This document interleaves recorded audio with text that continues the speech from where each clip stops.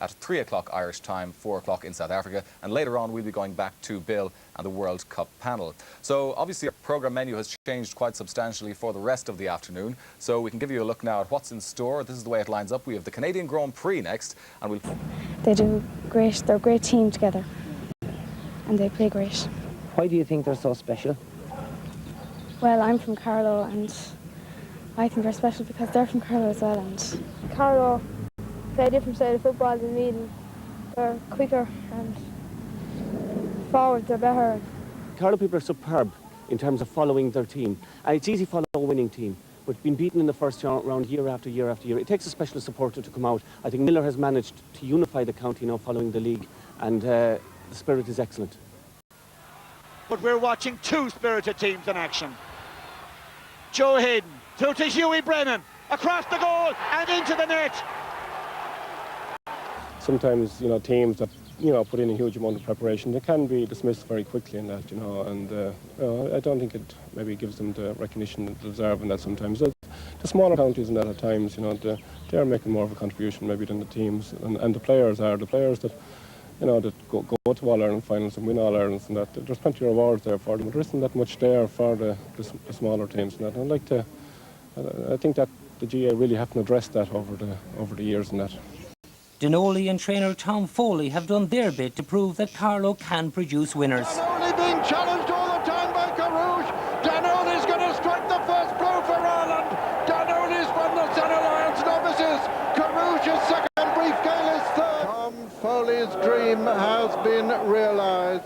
Definitely it means an awful lot to the county because we were so used to it. I never remember Carlow no time say any more than getting over the first round. And it was something people lived to expect, the kind of when you went, the first round was as far as you were going to go. So it's definitely, it's great to get out and have a chance of beating Meath. Why did the change come around in Carlow? I think Bobby Miller taking over, say, Airog and getting them to 3 club finals and that.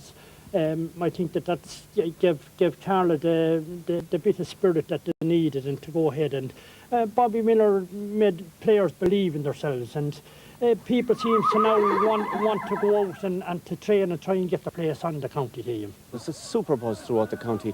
I mean, it's 38 years since Carlow put back-to-back wins, and that's a milestone that they have superseded. And let nobody be under any illusion whatsoever that this particular team absolutely believes they can beat Meath.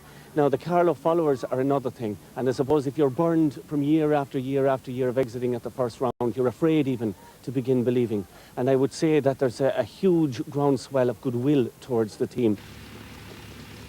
Johnny Tracy is another champion from Carlow, 5 times winner of the All-Ireland and 3 times a runner-up in the World Ploughing Championship. He knows a thing or two about success. Now he has a son on the Carlow team and is aware of the impact the footballers are making. All Carlow will be in Croke Park on Sunday. It's a long time now since Carlow played in Croke Park. If they have a bit of belief in themselves and go man for man, Aero was a club, is a great boost to Carlow football, the way they have done in the club championship the last few years. What does it take for them to win it? Well, it takes a big commitment, and I think the 2 previous matches with Wexford and Wicklow will be a big benefit to Carlow. It's 15 men against 15, and they're getting a fairly hard ruling from Bobby Miller, I believe, at the moment. And I think they should do well on the day if they get the break of the ball. Bobby Miller, former Laois player, is the man who has made Éire Óg the equal of any on the club scene. He wants to do the same with the county to strike a blow for the underdog. We've got to do very well in that on Sunday as well, because a lot of teams have been beaten fairly decisively in the last few weeks. Some of the smaller teams like Fermanagh and maybe Westmeath, so we'll be fighting their cause in that on Sunday. And I'm not looking forward at all to maybe next Monday and that being analysed by Pat Spillane or Colin O'Rourke if we haven't done well. Mentioning there about the smaller teams, do you feel they don't get the recognition they deserve? I think I've heard Colin O'Rourke talking about it, where they're under such sort of underlying disadvantage from the point of view of going out of the championship around May, June. It's very hard really to build up a team This is really the time of the year when teams should get plenty of competitive matches, and that right through the summer. And a lot of other people have commented upon it that most county teams now play a very big number of challenge games in preparation for the championship. They play anything like 10 to 15. And it's crazy that the league isn't really put on in conjunction with the championship.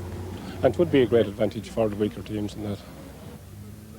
Meath players, they're not professionals, they're just amateur players, not like ourselves. They train Tuesday and Thursday or Saturday. They're probably what they've been able to do by getting a bye maybe into where we've had to play 2 matches is that we're able to do an awful lot more stamina work than what we have done. So we've had that disadvantage, I suppose, really. All I can do really is try and get the team as well prepared as possible and try and get them to play to the very best of their potential. But I feel if they do play to the potential in the forward line particularly, we can tighten up our backs and our midfield can start picking up breaks, and that I think that we can take it. But you obviously need to be looking at that then on the day. Sports psychologist Betty Cody has been recruited by Miller. So what's her role? Basically to keep different players concentrated for the 70 minutes, you know, to make you believe that I suppose we are as good, if not better, than Meath or than these top teams. Concentration, I suppose, from minute to minute rather than over a period of 70 minutes, you'd be concentrating for the next ball, the next ball, the next ball. And no, she doesn't psych up players or anything, or psych out players. She just keeps people calm and cool. And it's done well, I think, for Carlow football the last 2 years. Another to do well for Carlow is new midfielder Derek Tracy. Discovered during the league, he has proved his worth in the championship. Honoured as Worker of the Year in '93 by his employer Keenan's, tomorrow is a big day for him. First time ever playing in Croke Park. It's first time, it's my 3rd championship game. I'm only started winning now this year, the 3rd championship game. And hopefully all going well with Bate Meath. What has the Carlow manager Bobby Miller been saying to you over the past few weeks now?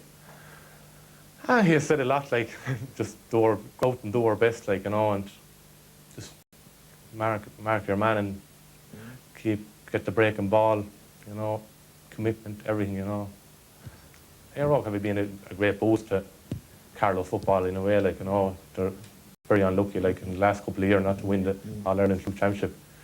It's a boost for the players, the other players that lot involved with Aero. I find that boost to play with their old players, like, you know. Everyone is talking about, like, you know, it's unbelievable people come up to you and just say, I hope you do well now, and, you know, it's just unbelievable. Like, you can get to know people as well, you know. You never see people like before that come up and just, you would know that they know you, though. Just congratulations, you know, and you wouldn't have a clue who to be. The Carlow Nationalists reflects the huge wave of interest that has built up within the county in tomorrow's match. Bobby Miller broadened Éire Óg's horizons when he arrived in the 1990s. There was a tremendous spirit within the county. The entire county got behind Éire Óg. And I think there'll be tremendous support for this Carlow team on Sunday. I mean, the fact that we have won 2 championship matches for the first time in almost 4 decades speaks for itself. People are talking about the game right around the county. There's going to be a very big attendance there, being a double header with Laois and Kildare also. So it is a daunting task for Carlow, but the only positive aspect from that point of view is that the Éire Óg players have been there in March. They were there a few years previously. So I don't think that Croke Park should hold too many nerves for Carlow. One man Carlow will be looking to tomorrow is Willie Quinlan, and the goal-scoring corner forward should not be too fazed by the importance of the occasion, for he's already won a major battle in his life. Well, about 14 years ago, I picked up, I thought it was actually a cartilage problem, but as I went on, it turned out that I had a tumour below the knee, which was removed about 14 years ago now, and was told that possible to end the sporting career, you know. But after 2 years, I got back into it and started playing football and started building up the legs again with weights and different things, and haven't looked back since, really, you know. Colm Hayden has been troubled by a hamstring problem. It's hoped that treatment will have him ready. A scorer of spectacular goals, he has no inhibitions about the game. I especially like to score one early on, you know, settle down the team, and after that, just maybe relax and just see how the game goes after that, you know. This is our greatest chance of, for the last maybe 10 or 15 years, to make it to Leinster semi-final. This is probably our best team, and it's probably they're only starting to build, you know. So I'm just hoping that on the day, all we want, I'd be happy when we play to our full potential and get the break of the ball, I'd be happy. It's a bit ambitious to go soloing around there, but in support is Sean Cadman. Looking for Colm Hayden. Colm Hayden soared to win that one. Has a man free. He'd go for the goal. He did. He got it. Oh, Colm Hayden. Bobby instilled in our rogue like a belief that they can win, and I suppose he's starting to instill it into the county team now that they can win as well. We'll have to get the breaks on the day and everything will have to work out well for us, but who knows, there's been surprises in the championship before. Brian Carthy reporting on Carlow's bid for glory against Meath tomorrow. Well, it's also a big day at Croke Park for the footballers of Kildare and Laois. Kildare are bidding to put some recent championship disappointments behind them this year. Well, Laois, for their part, have prepared for this match under the cloud of the terrible Maher family tragedy in Portarlington a fortnight ago. It's really been a terrible week in Laois, Michael, for all the players. Every Laois supporter has been really touched by what happened in Portarlington. We all knew the family very, very well, and we were so close to the team. Colm was a member of our team for the last 4 years. His mother never missed a match, and she'd be always there to slag you if Laois were beaten.